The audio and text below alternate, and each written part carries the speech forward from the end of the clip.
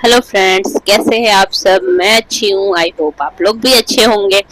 तो आज है हमारा वट सावित्री का व्रत और मैं करने आ गई हूँ पूजा, क्योंकि कल मेरा फास्ट था। तो आज हमारा पूजा होगा, उसके बाद ही हम खाना खा सकते हैं।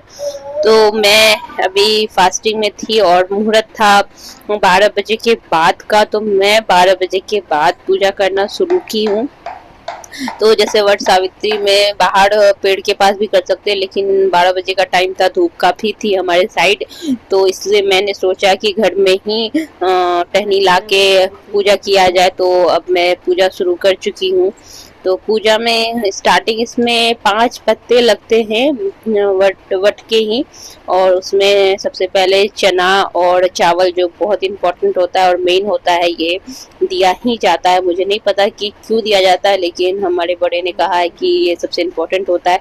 उसके बाद सारे फ्रूट्स कुछ कट करके कुछ ऐसे ही और चढ़ाया जाता है। और इसमें जो पंखे होते हैं वो बांस का, वो बहुत इम्पोर्टेंट होता है। ये वंश के लिए होता है एक्चुअली।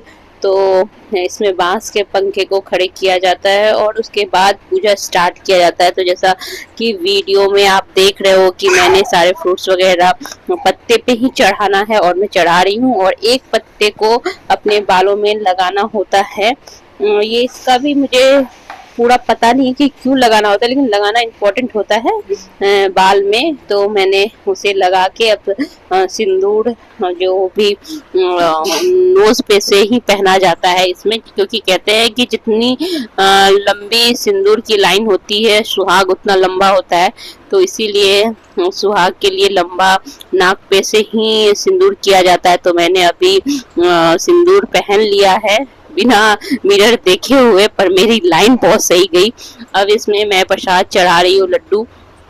उसके बाद गंगा जल डाल रही हूँ और उसके बाद सब पे थोड़ा थोड़ा गंगा जल मैं डालती हूँ, ताकि जो भी गलती हुआ तो वो सबके लिए, कि कुछ अशुद्ध ना रह गया हो, इसलिए भी गंगा जल मैंने डाला। फिर मैंने इस पे फ्लावर्स चढ़ाए, जितने भी मैंने ये लगाया था। तो इस तरह से इनकी पूजा होती है। तो आप देख सकते हैं कि मैंने ये पूजा किया है। और अब थोड़ी देर बाद इसमें मैं दिए के साथ इसका आरती करूँगी। और फिर पंखे, जैसे कि देख सकते हो कि मैंने आरती के लिए प्लेट सजा के रखा है और मैंने दिया और कपूर भी लगा के रखी हूँ। अब इसका मैं आरती करूँगी। और पहले तो मैंने इसमें जल डालना शुरू किया है और फेड़े भी लगते हैं, रक्षा सूत्र से आप फेड़े भी लगाते हैं।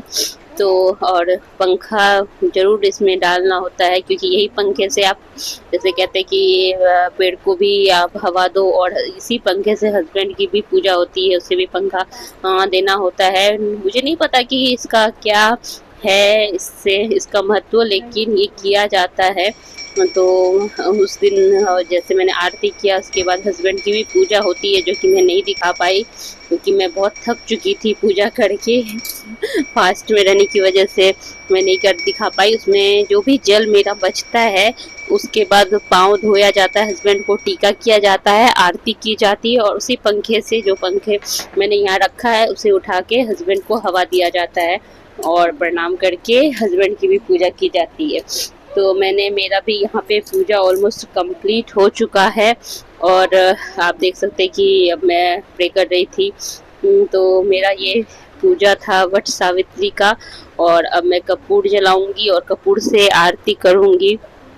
और मेरा बेटा बहुत एक्साइटेड था और साइड से देख रहा था, क्योंकि जब भी इस तरह से मैच बॉक्स से मैं कुछ जलाती हूँ तो इससे बड़ा मज़ा आता है देखना। तो अब मैं आरती करूँगी।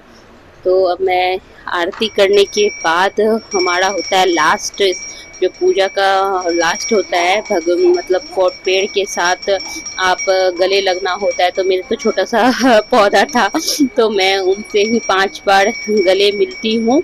और इस तरह से मेरा पूजा होता है कंप्लीट।